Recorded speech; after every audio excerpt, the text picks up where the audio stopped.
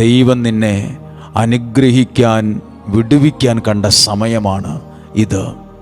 അങ്ങനെയെങ്കിൽ നമ്മളെല്ലാവരും ഈ ഒരു കാര്യത്തെ ഒന്ന് മനസ്സിലേക്ക് കൊണ്ടുവന്ന് പ്രാർത്ഥിക്കാൻ പോവുകയാണ്. ഈ ദിവസം നമ്മൾ കണ്ടത് നമ്മളെ തന്നെ വിമല ഹൃദയത്തിനെ പ്രതിഷ്ഠിക്കുന്നതിൻ്റെ ഭാഗമായി നമ്മൾ ചിന്തിച്ചൊരു വിഷയമാണ് സാംസന്റെ ജീവിതം. സാംസന്റെ ജീവിതം, അവിടെ ഒരു പ്രത്യേക കാര്യമുണ്ട്. സാംസൺ തിമ്നായിലേക്ക് പോകുമ്പോൾ ഒരു മുന്തിരിത്തോട്ടത്തിൽ വെച്ച് പ്രതീക്ഷിക്കാത്ത സമയത്തൊരു വെല്ലുവിളി ഉണ്ടായി. അങ്ങനെ ഒരു ദുരന്തം, ഒരു പ്രശ്നം വരുമെന്ന് വിചാരിച്ചിരുന്നതല്ല. പെട്ടെന്ന് ചാടി വീണു ഒരു സിംഹക്കുട്ടി. പക്ഷെ സാംസന്റെ മേൽ ആവസിച്ച ആ ദൈവാത്മശക്തിയിൽ ആ കുഞ്ഞാടിനെ പോലെ അതിനെ വലിച്ചു കീറിക്കളഞ്ഞു. സാംസൺ അതിനുശേഷം യാത്ര പിന്തുടർന്നു. കുറച്ചു കഴിഞ്ഞ് തിരിച്ചു വരുമ്പോൾ അതേ സ്ഥലം, ആ സിംഹക്കുട്ടിയെ വലിച്ചു കീറിക്കളഞ്ഞ സ്ഥലം ഒന്ന് അന്വേഷിച്ച് ചെന്നപ്പം ആ ഉടലിൽ, ആ അസ്ഥികൂടത്തിൽ ഒരു തേനീച്ചക്കൂട് കണ്ടു. ആ തേനീച്ചക്കൂട്ടിൽ നിന്ന് ആ തേനെടുത്ത് ഭക്ഷിച്ച് തൻ്റെ പ്രിയപ്പെട്ടവർക്കും കൊടുത്തു. അവരെവിടെ നിന്നാണെന്ന് ഇതറിഞ്ഞില്ല. പക്ഷെ ഇതൊക്കെ വായിക്കുമ്പോൾ, ഇങ്ങനെയൊക്കെ വായിക്കുമ്പോൾ നമ്മുടെ ജീവിതവുമായി ഒന്ന് ക്ലബ് ചെയ്ത് നോക്കിക്കേ, ഒന്ന് കണക്റ്റ് ചെയ്യാൻ സാധിക്കുമെങ്കിൽ അത് ആക്റ്റീവാവും. കാരണം നമ്മുടെ ജീവിതവും ഓരോ നല്ല കാര്യത്തിനായി നമ്മൾ ഒത്തിരി സ്വപ്നം കണ്ട് പ്രതീക്ഷയോടെ പോകുമ്പോഴാണ് ചിലതൊക്കെ നമ്മുടെ ജീവിതത്തിലേക്ക് ചാടി വീഴുന്നത്. അങ്ങനൊന്നും വരുമെന്ന് വിചാരിച്ചിരുന്നതല്ല. ഒരിക്കലും ഇങ്ങനൊരു സംഭവം, ഒരു പ്രതീക്ഷിക്കാത്തൊരു ദുരന്തമോ വേദനയോ പ്രശ്നമോ ഒന്നും വരുമെന്ന് ഓർത്തതല്ല.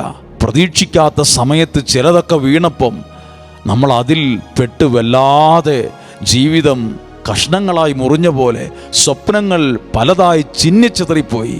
പക്ഷെ പ്രിയപ്പെട്ടവരെ, സാംസന്റെ ജീവിതം പഠിപ്പിക്കുന്നതെന്നറിയാമോ? വെല്ലുവിളിയുടെ രൂപത്തിൽ വന്നതിൽ നിന്ന് ഈ ദൈവാത്മശക്തിയിൽ ആ വ്യക്തി പിന്നീട് അതിലൂടെ അനുഭവിച്ചത് മധുരിക്കുന്ന, തേൻ പോലെ മധുരിക്കുന്ന ഒരു അനുഭവമാണ് ഉണ്ടായത്. ഏതെങ്കിലും വ്യക്തികൾ ജീവിതത്തിൽ പ്രതീക്ഷിക്കാത്ത വെല്ലുവിളിയുടെ മുമ്പിൽ തകർന്നു പോയവരാണോ? പ്രതീക്ഷിക്കാത്തൊരു സങ്കടം വന്നു, പ്രതീക്ഷിക്കാത്ത ഒരു വഴക്കുണ്ടായി, പ്രതീക്ഷിക്കാത്തൊരു പിണക്കമുണ്ടായി, പ്രതീക്ഷിക്കാത്തൊരു തകർച്ചയുണ്ടായി, പ്രതീക്ഷിക്കാത്ത സ്ഥലത്ത് വെച്ച് ചിലർ കബളിപ്പിച്ചു, ചിലർ നമ്മളെ വല്ലാതെ ചതിച്ചു, വല്ലാതെ നമ്മുടെ നാണം കെടുത്തിക്കളഞ്ഞു. അവിടെ പരാജയപ്പെട്ട് നിൽക്കുവാണോ? ഇന്ന് കേൾക്കുന്ന ഈ വചനത്തിലൂടെയും പങ്കെടുക്കുന്ന ആരാധനയിലൂടെയും നിങ്ങളിൽ ഒരു ദൈവശക്തി വ്യാപരിക്കുമ്പോൾ അന്ന് നിങ്ങൾ അനുഭവിച്ച ആ വേദന നിങ്ങൾക്കൊരു ദുരന്തമായി മാറത്തില്ല. അത് നിങ്ങൾക്ക് തേൻ പോലെ മധുരിക്കുന്ന ഒരു അനുഭവമായി ദൈവം അതിനെ മാറ്റുമെന്ന് ഈ ആരാധനയിൽ നിങ്ങളോട് പറയുന്നു. അങ്ങനെയെങ്കിൽ എല്ലാ കൈപ്പയേറിയ അനുഭവങ്ങളെയും വെല്ലുവിളികളെയും പ്രതിസന്ധികളെയും ദൈവത്തിൻ്റെ കരങ്ങളിലേക്ക് പ്രാർത്ഥനയിലൊന്ന് കൊടുത്തേ. സിംഹം സാംസന്റെ മേലെ ചാടി വീണതുപോലെ ചില ദുരന്തങ്ങളും ദുരിതങ്ങളും തകർച്ചകളും ജീവിതത്തിൻ്റെ മേൽ, കുടുംബത്തിൻ്റെ മേൽ ചാടി വീണിട്ടുണ്ട്. അവിടെയൊക്കെ വല്ലാതെ തകർന്നു പോലെയും പരാജയപ്പെട്ട പോലെയായി. ദൈവത്തിൽ ആശ്രയിക്കുക. ഇന്ന് കേൾക്കുന്ന ഈ വചനത്തിൻ്റെ ശക്തിയും ഈ ആരാധനയിലൂടെ വെളിപ്പെടുന്ന ദൈവശക്തിയും ആ ദുരന്തത്തെ മാറ്റി അവിടെ തേൻ പോലെ മധുരിക്കുന്ന ഒരു അനുഭവം അവിടെ നിങ്ങളുടെ ഭവനങ്ങളിലും വ്യക്തി ജീവിതങ്ങളിലും കൊണ്ടുവന്നിരിക്കും. അങ്ങനെയെങ്കിൽ കരങ്ങളെ ഉയർത്തിപ്പിടിച്ച് ഇതാ ഈ ശാലോം ടിവിയിലൂടെ ദൈവത്തിൻ്റെ വചനം കേട്ട് ആരാധിക്കുന്ന ഓരോ കുടുംബങ്ങളെയും ഈ പരിശുദ്ധ കുർബാനയിൽ ജീവിക്കുന്ന ദൈവത്തോട്, ദൈവ സാന്നിധ്യത്തോട് ചേർത്ത് വെച്ച് പ്രാർത്ഥിക്കുന്നു. കർത്താവേ, വേദനിക്കുന്ന അനുഭവങ്ങളുള്ള ഈ കുടുംബത്തെ, വേദനയുള്ള അനുഭവമായ ആരാധനയെ പങ്കെടുക്കുന്ന ഈ വ്യക്തിയെ, ഈ കുടുംബനാഥനെ, ഈ കുടുംബനാഥയെ, ഈ യുവാവിനെ, ഈ യുവതിയെ, ഈ കുഞ്ഞുങ്ങളെ, കർത്താവേ, ഈ അനുഭവം അവർ മാറി തേൻ പോലെ മധുരിക്കുന്ന ഒരു അനുഭവത്തെ ഈ ആരാധനയിലൂടെ അവരുടെ വ്യക്തി ജീവിതത്തിൽ അങ്ങ് ഉറപ്പിക്കാൻ ഇടവരണമേ. കർത്താവെ, മരണത്തെക്കുറിച്ച് പോലും ഈ പ്രതിസന്ധിയിൽ ചിന്തിക്കുന്നവരുണ്ട്. ജീവിച്ചിരിക്കുന്നത് എന്തിനാണ്, പോയി മരിച്ചാലോ എന്ന് 1000 വട്ടം ബുദ്ധി പറഞ്ഞ പലതിൻ്റെയും മുമ്പിൽ ആകെ തകടം മറിഞ്ഞിരിക്കുന്ന നിന്നോട് പറയുന്നു, ഈ കൈപ്പേറിയ അനുഭവങ്ങൾ മാറി നിനക്ക് മധുരിക്കുന്ന ഒരു അനുഭവമായി ദൈവം അതിനെ മാറ്റും. ഒന്ന് സ്തുതിച്ച് ദൈവനാമത്തിൽ അത് ഏൽപ്പിച്ച് പ്രാർത്ഥിക്കുന്നു. Hallelujah, hallelujah. കർത്താവേ, ശാലോം ടിവിയിലൂടെ ഈ ആരാധനയിൽ പങ്കെടുക്കുന്ന ഈ കൂട്ടായ്മയോട് ചേർന്നിരിക്കുന്ന ലക്ഷക്കണക്കിന് ആളുകളെ, ലക്ഷക്കണക്കിന് കുടുംബങ്ങളെ, ലക്ഷക്കണക്കിന് പ്രാർത്ഥനാ നിയോഗങ്ങളെ എല്ലാം ചേർത്ത് വെച്ച് ഞങ്ങൾ പ്രാർത്ഥിക്കുന്നു. അവരുടെ ജീവിതത്തിന്റെ വെല്ലുവിളികൾ മാറട്ടെ, ആ കൈപ്പേറിയ അനുഭവങ്ങൾ മാറട്ടെ, മധുരിക്കുന്ന അനുഭവം കൊണ്ട് നിറയട്ടെ, മധുരിക്കുന്ന അനുഭവങ്ങൾ കൊണ്ട് നിറയട്ടെ. പരിശുദ്ധാത്മാവ് അവരുടെ ജീവിതത്തിൽ ഏറ്റെടുക്കട്ടെ. Hallelujah, hallelujah, hallelujah, hallelujah, hallelujah, hallelujah. ചേർന്ന് പാടി നമ്മൾ പ്രാർത്ഥിക്കുന്നു. നീ തകർന്നവനാണോ മകനേ? നീ തകർന്നവളാണോ മകളെ? നീ തകർന്നവളാണോ മകളേ?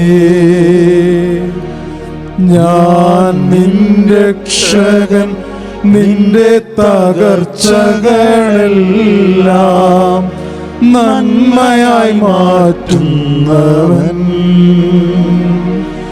യേശുനായകൻ. പ്രിയപ്പെട്ടവരെ, ഒരു ചോദ്യം പോലെയായി പാട്ടുള്ളത്. നീ തകർന്നവനാണോ മകനെ? നീ തകർന്നവളാണോ മകളെ? പ്രതീക്ഷിക്കാത്ത ചില സംഭവങ്ങളൊക്കെ ചാടി വന്നപ്പം നമ്മളവിടെ തകർന്നുപോയി, തളർന്നും പോയി. പക്ഷെ പാട്ടിലൂടെ ദൈവം ചോദിക്കുക, നീ തകർന്നവനാണോ? നീ തളർന്നവനാണോ? മകനെ, മകളെ, ഞാൻ നിന്റെ രക്ഷകനാണ്. ഇന്ന് ഈ TV സ്ക്രീനിലൂടെ, ഈ ഓൺലൈൻ മാധ്യമങ്ങളിലൂടെ നിങ്ങൾ ദൈവത്തിൻ്റെ സ്വരം കേൾക്കുന്നെങ്കിൽ ആ ദൈവം നിന്നോട് പറയുന്നു, ഞാൻ നിന്റെ രക്ഷകനാണ്, ഞാൻ നിന്റെ രക്ഷകനാണ്, ഞാൻ നിന്റെ രക്ഷകനാണ്. എന്റെ പേര് രക്ഷകൻ എന്നാണ്. യേശു ജനിച്ചപ്പോൾ വിളിച്ചു പറഞ്ഞത് രക്ഷകൻ ജനിച്ചിരിക്കുന്നുവെന്നാണ്. രക്ഷകൻ, നിങ്ങൾക്ക് രക്ഷകന് നിങ്ങളെ രക്ഷിക്കാൻ കഴിയും. ഒരിക്കൽ കൂടി പറയട്ടെ, രക്ഷകന് നിന്നെ, നിന്റെ കുടുംബത്തെ രക്ഷിക്കാൻ കഴിയും, രക്ഷിക്കാൻ കഴിയും. അങ്ങനെങ്കിൽ ചേർന്ന് പ്രാർത്ഥിക്കുകയാണ്. ഒരിക്കൽ കൂടി ഈ ഗാനത്തോട് ചേർന്ന് ഒന്ന് പാടുകയാണ്. നീ തകർന്നവനാണോ മകനെ? നീ തകർന്നവളാണോ മകളെ? എവിടെയോ എവിടെയോ എവിടെയോ തകർന്നു പോയവർ, പക്ഷേ ഇതാ പാട്ട് പറയുന്നു, ഞാൻ നിന്റെ രക്ഷകനാണെന്ന്. ദൈവം പറയുന്നു, ഞാൻ നിന്റെ രക്ഷകനാണെന്ന്. ചേർന്ന് ഈ പാട്ടുകാരനോട് ചേർന്ന് നമുക്കും ഒന്ന് ഹൃദയത്തിൽ നിന്ന് അതൊന്ന് പാടി പ്രാർത്ഥിക്കാം. നീ തകർന്നവനാണോ മകനേ? നീ തകർന്നവളാണോ? നീ തകർന്നവളാണോ മകളേ? ഞാൻ നിന്റെ രക്ഷകൻ, നിന്റെ തകർച്ചകളെല്ലാം നന്മയായി മാറ്റുന്നവൻ യേശുനായകൻ, യേശുനായകൻ. നിങ്ങളെല്ലാവരും ആരാധനയിൽ പ്രാർത്ഥനയോടെ ഇരിക്കുകയാണല്ലോ. ഈ ആരാധനയിൽ പ്രാർത്ഥിക്കുമ്പോൾ ഏത് തകർന്നവനെയും, ഏത് പരാജയപ്പെട്ടവനെയും രക്ഷിക്കുന്നവൻ്റെ പേരാണ് യേശുക്രിസ്തു. ആ യേശുക്രിസ്തുവിൻ്റെ ജീവനുള്ള സാന്നിധ്യത്തിൻ്റെ മുമ്പിലാണ് പ്രിയരെ നിങ്ങളുള്ളത്. ഒരു കലാപരിപാടി നടക്കുന്ന സ്റ്റേജിൻ്റെ മുമ്പിലല്ല ഉള്ളത്. ഒരു പ്രോഗ്രാം നടന്നുകൊണ്ടിരിക്കുന്നതിന് മുമ്പിൽ കാഴ്ചക്കാരെ പോലെ ഇരിക്കുകയല്ല. പരിശുദ്ധാത്മാവിൻ്റെ പ്രവർത്തികൾ വെളിപ്പെടുന്ന ഒരാത്മീയ അന്തരീക്ഷത്തിലാണ് നിങ്ങൾ ഇരിക്കുന്നത്. ഇതൊരു പ്രോഗ്രാം സ്റ്റേജ് അല്ല, ഇത് ദൈവപ്രവൃത്തിയുടെ ഒരു അന്തരീക്ഷമാണ്, ദൈവാനുഗ്രഹത്തിൻ്റെ ഒരു സാഹചര്യമാണ്. പ്രിയപ്പെട്ടവരെ, എന്നെ ഒത്തിരി സ്വാധീനിച്ചൊരു വചനമുണ്ട് ബൈബിളിൽ. അത് മർക്കോസിൻ്റെ സുവിശേഷം 5-ാം അധ്യായത്തിലാണ്. അവിടെ തകർന്ന് തരിപ്പണമായി സിമിത്തേരി കിടക്കുന്ന ഒരു ചെറുപ്പക്കാരൻ, ഒരു ആള്, 5-ാം അധ്യായത്തിൽ ഈ സാംസന്റെ ജീവിതവുമായി ബന്ധപ്പെട്ട കൈപ്പേറിയ അനുഭവത്തെ മധുരിക്കുന്ന അനുഭവമാക്കി മാറ്റുന്ന ഒരു കാര്യം നിങ്ങളോട് പറയാം. 5-ാം അധ്യായം, പിശാചു ബാധിതൻ. സാധാരണഗതിയിൽ ജീവിച്ച് മരിച്ചു കഴിയുമ്പോൾ ഒരാളെ കൊണ്ടുപോയി അടക്കുന്ന സ്ഥലത്തിൻ്റെ പേരാണ് സിമിത്തേരി. ഇതാ ജീവനുള്ള ഒരാൾ അവിടെ കിടക്കുന്നു. അവനെ തേടി ഒരാൾ നടന്നു വരുന്നു. 5-ാം അധ്യായം തുടങ്ങുന്നത് പിശാചു ബാധിതനെ സൗഖ്യമാക്കുന്നതാണെങ്കിൽ 4-ാം അധ്യായത്തിൻ്റെ അവസാനം എന്നാണെന്നറിയാമോ? കടലിനെ ശാന്തമാക്കി